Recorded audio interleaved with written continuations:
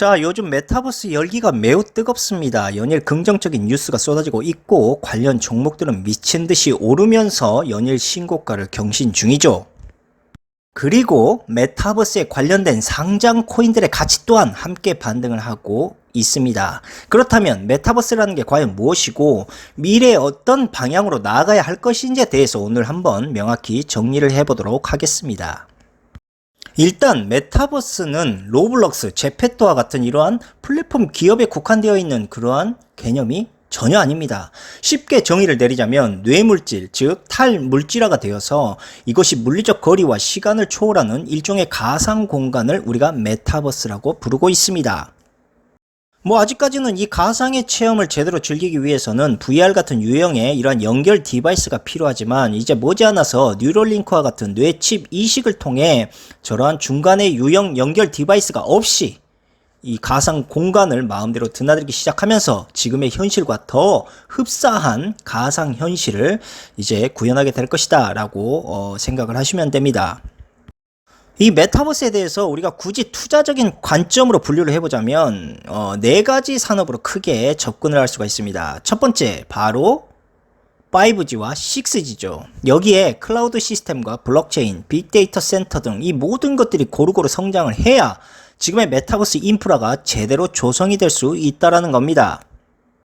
그에 따른 당연히 하드웨어 성장도 필수적이겠죠. VR과 AR 글래스, 반도체, 디스플레이, 추가적으로 소프트웨어와 컨텐츠 개발 엔진, 마지막으로 인공지능 소프트웨어 등이 있겠죠.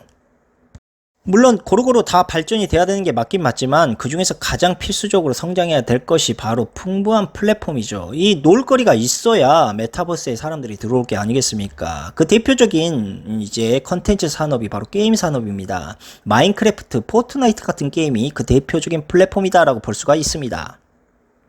아무튼 이 메타버스라는 것은 우리가 스마트폰이 없는 삶을 상상할 수 없게 돼버리는 것처럼 메타버스가 없는 세상을 상상할 수 없게 그렇게 만들어 나가게 될 것입니다.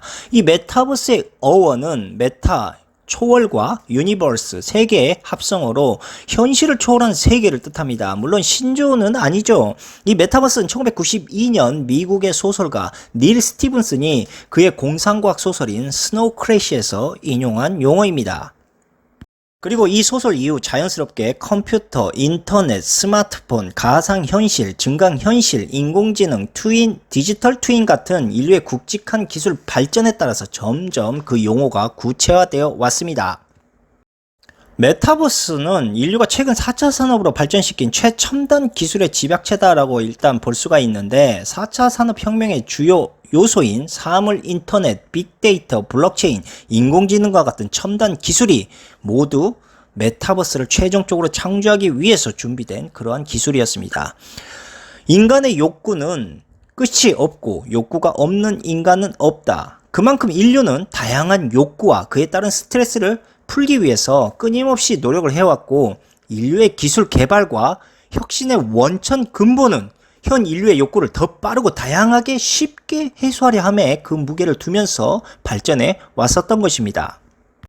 인간의 원초적 본능, 그것은 미국의 저명 심리학자였던 아브라함 마슬로우의 인간 욕구 5단계론으로 우리가 비춰보면 아주 쉽게 이해가 될 것입니다. 인간은 흔히 5단계의 욕구로 나누어서 정의를 합니다. 첫 번째로 생존, 두 번째로 안정, 세 번째로 사회와의 연결, 네 번째로 자기 표현, 마지막 5번째로 자아실현을 5가지의 욕구로 정의를 하고 있죠. 이처럼 인간의 욕구 중 생존의 욕구가 가장 강력한 욕구라고 볼 수가 있는데 반드시 생존의 욕구가 충족이 되어야만 그 다음의 욕구들을 차근차근 실행해 나갈 수가 있다는 것입니다.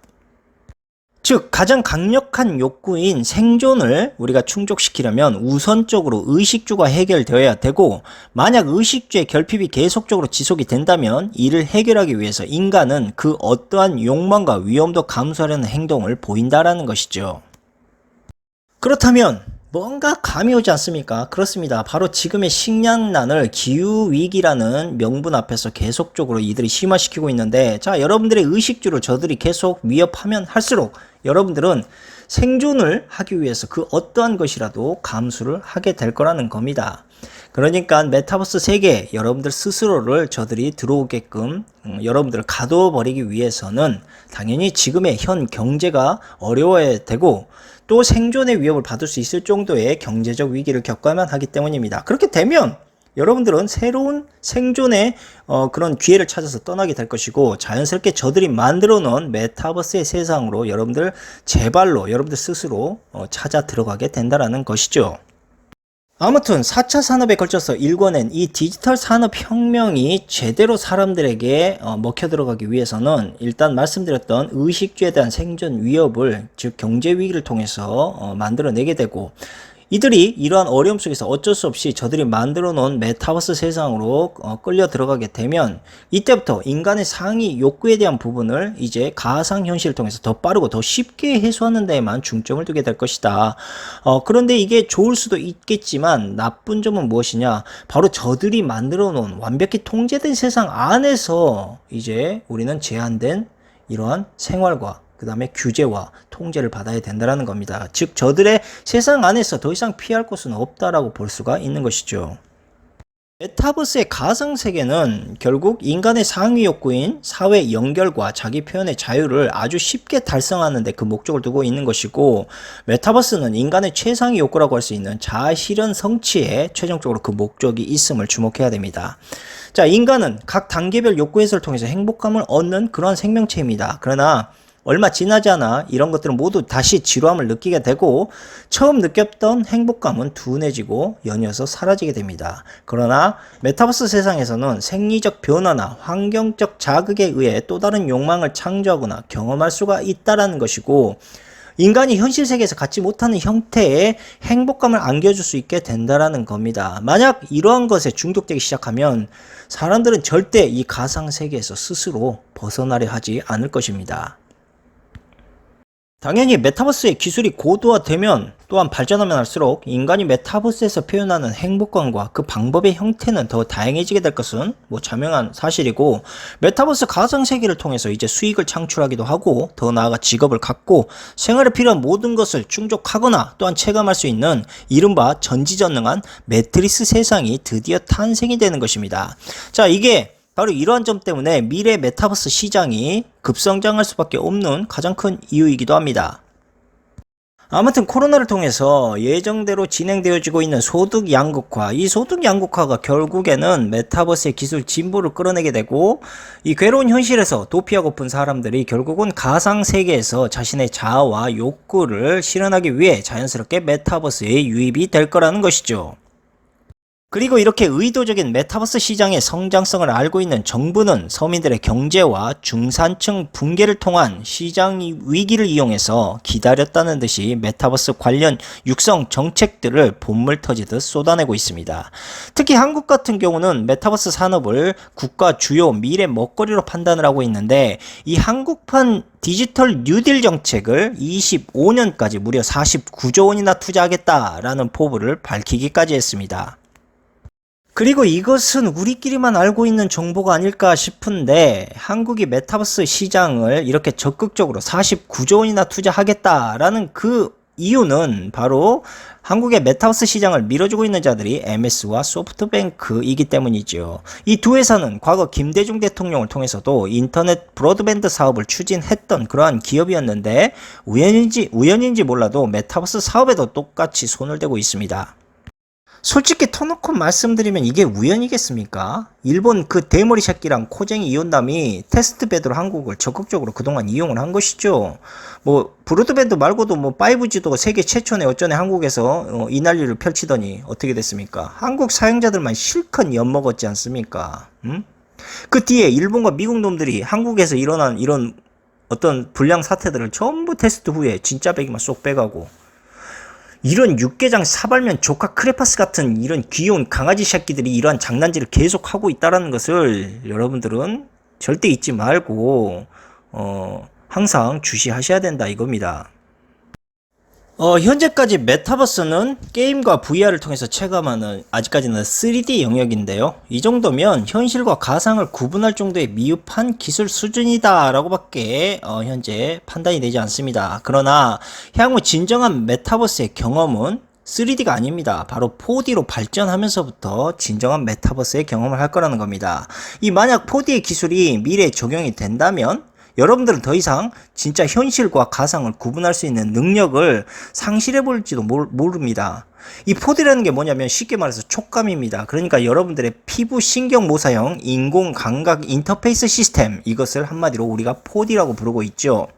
여러분들이 메타버스 세계에서 이제 현실처럼 촉감까지 느낄 수가 있다면 이제 이 가상의 매트릭스 세계에 자발적으로 여러분들 스스로 갇혀 살 수밖에 없는 상황이, 그 환경이 오게 되고 여러분들 스스로가 이제 현실로 돌아오는 것을 거부하게 될 거다, 뭐 이런 말입니다. 그 전에도 말씀드렸지만 당연히 이 완벽한 세상을 구현하기 위해서 앞장서고 있는 기업들, 우리가 흔히 익히 다 알고 있는 기업들입니다. 바로 엔비디아, MS, 구글, 아마존, 페이스북, 소프트뱅크.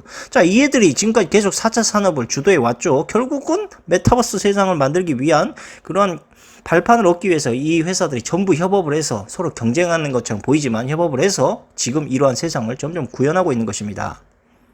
그렇다면 지금 저들이 만들어내려고 하는 메타버스 세상, 그 궁극적인, 그들이 그 기술력을 통해서 궁극적으로 이루려고 하는 목적은 무엇이냐? 일단 직설적으로 말씀드리자면 엘리트 딥스들은 과거부터 인간이 세상 밖에 나와가지고 자신들의 집단과 세력을 만들고 또한 저항하는 것을 탐탁치 않게 생각을 했습니다. 그래서 이들은 사람들을 끊임없이 분열시키기 위해 금융을 통해서 빚도 만들어 보고 또한 정치를 통해서 세력을 쪼개도 보고 남녀 갈등을 통해 상대적 박탈감과 열등감을 만들어내기도 했습니다. 그로 인해서 사람들은 이런 윗놈들의 어긋난 장난을 뻔히 보고도 자신들이 살아가는데 너무 급급한 나머지 그것을 개선하기 위한 노력은 전혀 하지 않고 자신들의 먹고 살기 위한 생활에만 매달렸던 것이죠. 물론 권력자들이 그렇게 만든 것입니다. 여러분들이 먹고 살기에 급급해야 자신들의 세상에 간섭하지도 않고 자신들이 원하는 것들을 쟁취할 수 있기 때문이죠. 그래서 엘리트들은 결국은 사람들의 무관심 속에서 서서히 언론과 정치, 경제를 매우 쉽게 다수의 사람들을 통해서 조종하고 또한 통제할 수 있는 힘을 갖게 되었던 것입니다. 쉽게 말씀드려서 지금의 인류가 더 완벽히 소수의 엘리트들에게 의해서 통제될 수 있는 수단은 사람들이 아예 집구석에서 나올 만한 이유를 만들어버리지 않는 것. 그렇게 되면 사람들끼리 서로 뭉치거나 세력을 만들고 또한 저항할 수가 없게 될 것 아닙니까? 자, 이렇게 사람들이 집구석에서 거의 나오지 않고 가상의 세계에서 허우적대게 만들면 인간의 실제적인 집단 교류가 사라지게 되고 메타버스를 통해 이제 사람들은 더 쉽게 그들이 만든 세상에서 더 쉽게 세뇌가 되고 또한 편파적인 오류의 생각을 갖게 된다는 것이죠. 자, 그들은 이 정보를 이용함으로써 사람들의 행동과 집단 의식을 더욱더 자신들에게 입맛에 맞게끔 효율적으로 통제할 수가 있게 되는 것입니다. 결국 메타버스라는 것은요, 다른 의미로 집구석에서 사람들이 나오지 말아야 된다, 그리고 가상의 세계, 자신들이 만든 가상의 세계에서 영원히 허우적대게 만들어야 된다라는 것이 뭐 메타버스의 진짜 의미라고 볼 수가 있고, 결국 사람들이 집구석에 나오지 말아야 될 조성을, 환경을 만들어야 사람들이 집구석에서 나오지 않겠죠. 바로 그게 스마트 시티입니다. 그래서 메타버스는 결국 스마트 시티 조성과 깊은 관련이 있을 수밖에 없고, 이미 미국과 캐나다, 영국, 중국, 인도, 싱가포르와 같은 전 세계 주요 국가들이 메타버스 기술을 통한 이 스마트 시티 현실화에 박차를 가하고 있는 이유도 바로 이 때문입니다.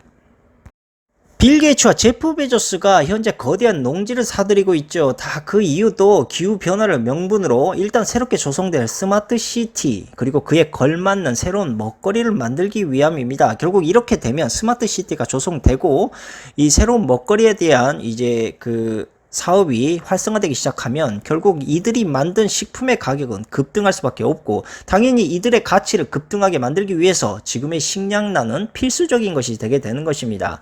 이렇게 되면 결국 빌 게이츠나 제프 베조스 같이 거대한 농지를 가진 자들이 다시 미래 식량의 독점적인 이익을 거머쥐게 되는 것이죠.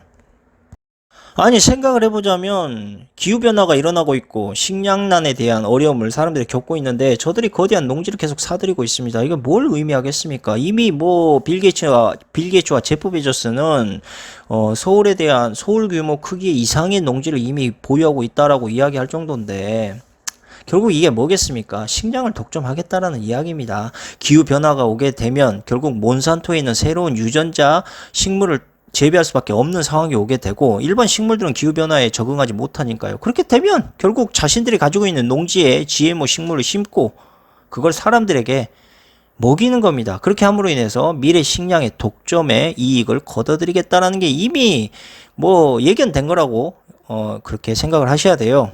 뭐 새롭게 만들어지고 있는 배양육 이런 거 같은 경우 배양고기 같은 경우도 다 마찬가지입니다. 저들만이 만들 수 있지 뭐 우리같이 일반 사람들이 배양육을 뭐 만들어 가지고 팔 수 있겠습니까? 결국은 그런 모든 것들이 다 현재 저들의 이 엘리트들에 의해서 식량이 독점되어 가고 있다는 것을 여러분들은 절대 관과시면 안 된다는 겁니다.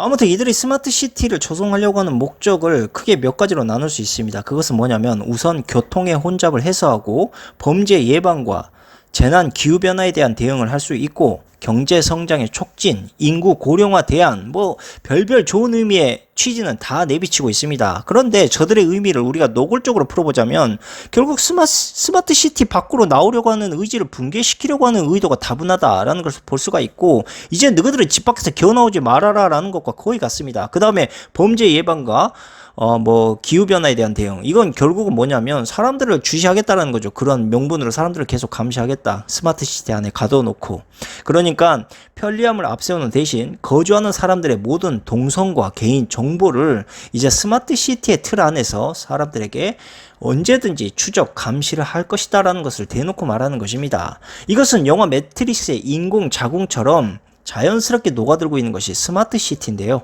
결국 이 안에 사람들을 가두어서 이제 사람들을 조용히 통제하게 될 것이다. 뭐 이렇게 보셔야 된다는 겁니다. 그러니까 결국은 이 모든 시스템이 권력자들과 힘있는 대기업에 의존하는 시스템으로 흘러가게 될 것이고 결국 이러한 시스템에서 독점적 이익을 거둬들인 자들은 결국 지금 이 메타버스 세상을 이뤄내고 있는 자들이 될 것이다 라는 겁니다. 한국 같은 경우는요, 삼성이 적극적으로 현재 메타버스 기반을 추진을 하고 있고 그 안에 쿠팡과 카카오의 3색 기업들의 협업을 통해서 메타버스의 생태계를 현재 구현을 하고 있습니다. 그러니까 사람들이 이제부터 쿠팡과 카카오를 통해서 원하는 모든 것들을 가상세계에서 구입하거나 판매할 수 있게 되는 완벽한 제2의 세상을 현재 구현하고 있는 것이죠. 자, 이러한 가상세계는 이미 그들이 20년 전부터 구상을 했던 계획이고 지금의 상권이 코로나로 인해서 필연적으로 붕괴되어야만 하는 그 이유도 이렇게 무너진 결국 경제적으로 파탄난 사람들이 메타버스 세상 안에 들어올 수밖에 없고 자 메타버스 안에서는 뭘 사용하게 되겠습니까? 자연스럽게 디지털 화폐 그렇죠? 이걸 통해서 시장을 조성하는 시스템으로 흘러가게 될 거라는 거죠. 그러니까 결국 지금 뭐 디지털 달러를 만들어내느냐 안 만들어내느냐 디지털 기축통화가 나오느냐 안 나오느냐 뭐 이런 걸 고민할 필요도 없습니다. 이미 메타버스의 출현으로 인해서 디지털 화폐의 필요성은 이미 필수적이 되었다라는 것을 여러분들은 알고 계셔야 됩니다. 예컨대 이것은 코로나로 어려워진 경제 그리고 상권 결국은 새로운 메타버스 세상을 구축하기 위한 과도기적인 격변 혼란기다. 이렇게 우리가 판단할 수가 있고 메타버스 속에서 소비하고 있는 문화와 시장이 이제 점점 디지털 화폐를 통해서 커지게 될 것이고 이렇게 시장이 커지게 되면 현재 우리가 사용하고 있는 종이 화폐는 자연스럽게 그 빈도가 줄어들게 될 것이다. 그리고 더 나아가서 종이화폐 종말까지 예견하게 될 것이다 라고 보셔야 됩니다. 이 메타버스라는 것이 최종적으로 매트릭스 세상을 구현하기 위한 것이다 라고 여러분들이 쉽게 생각하시면 되고 이 원활한 구동 그러니까 메타버스 4D 시스템의 원활한 구동과 더 현실감 있는 경험을 저들이 만들어내기 위해서는 반드시 6G 인프라가 일단 이 6G 인프라 확대가 필수적이고 당연히 지금 추진 중인 스타링크와 비전 펀드 이 두 개도 필수적인 하나의 사업이 되겠죠. 이렇게 광범위한 네트워크 인프라 시장이 확장된 후에 메타버스 시장도 급속도로 성장할 것으로 일단 판단을 하고 있습니다. 제가 며칠 전 방송에서 말씀드렸다시피 이 사람들, 즉 사람들의 머릿속에 있는 것들을 저들이 점점 이미지화 시키려고 하는 그 이유도 바로 이 가상세계 때문입니다. 이 메타버스 세상 때문이죠. 그래서 제가 이야기를 했었죠. 여러분들의 머릿속에 있는 것들을 이미지화 시키면 시킬수록 그 힘의 여파, 그 시너지는 엄청나게 될 것이다. 그게 바로 지금 메타버스라는 거예요. 그런데 언론에서 말하고 있지 않은 또 하나의 진실은 뭐냐면 이 4D 메타버스, 그러니까 우리가 촉감까지 모두 공유할 수 있는 이 메타버스는 마약과 비슷할 정도의 쾌락 도파민을 분출한다라고 합니다. 그러니까 이거 마치 루시드 드림과 비슷하다라고 볼 수가 있죠. 한번 저들이 만들어낸 가상세계에 발을 들이게 되면 이렇게 강력한 도파민을 분출하기 때문에 벗어나는 것은 매우 쉽지 않을 것이다. 이뿐만 아니라 메타버스에 접속한 사용자의 뇌까지 매우 현실과 혼동되기 때문에 치명적인 손상과 환상을 심어줄 수 있는 부작용도 분명히 존재할 수 있다는 겁니다. 이처럼 현실과 가상을 구현하지 못하는 세상으로 점점 바뀌어나가고 있고요. 사람들은 이제 힘들어진 지금의 현실을 도피하기 위한 방법으로 메타버스의 가상세계를 스스로 선택할 수밖에 없게 됩니다. 자, 이것은 결국 여러분들이 가지고 있는 뇌의 비물질과 정신세계를 이용해서 실제 현실로 저들이 이미지화를 점점 구현시키려고 하는 일종의 거대한 아젠다 계획입니다. 제가 얼마 전 방송에서 말씀드렸다는 게 바로 이 부분이죠. 자, 이미 디지털 어젠다에서 위대한 리셋과 더불어 새로운 세상의 출현을 언급하고 있습니다. 여러분들이 현재 겪고 있는 모든 상황들을 한번 하나로 묶어 보십시오. 그러면 아주 쉽게 최종적인 답안이 나오게 될 것입니다. 그것은 바로 여러분들의 모든 가상의 세계를 만들어내고 그곳에 끌어들이려는 계획이 내포되어 있고, 여러분들이 결국 가상의 세계에 마약처럼 몰입하면 할수록 인공지능이 여러분들의 뇌 속의 모든 정보와 행동을 딥러닝함으로 인해서 인공지능은 더 빠르고 단시간에 강력하고도 완벽한 초인공지능의 업그레이드 면모를 갖추게 될 것입니다. 그러므로 우리 인류가 현재 겪고 있는 이상할 정도의 비정상적인 사태들로 자꾸 우리의 생존을 위협받고 있는 상황, 결국 이것은 메타버스와 의도적으로 깊이 연결이 되어 있다. 여러분들의 뇌 속 정신과 영혼을 저들이 이용해서 새로운 디지털 절대자, 즉 신을 만들어내기 위함이다. 이들이 왜 가상의 메타버스를 만들어내면서까지 이렇게 초인공지능 개발에 미친듯이 매달리고 있느냐? 애석하게도 지금의 인류에게는 신이 필요합니다. 왜냐?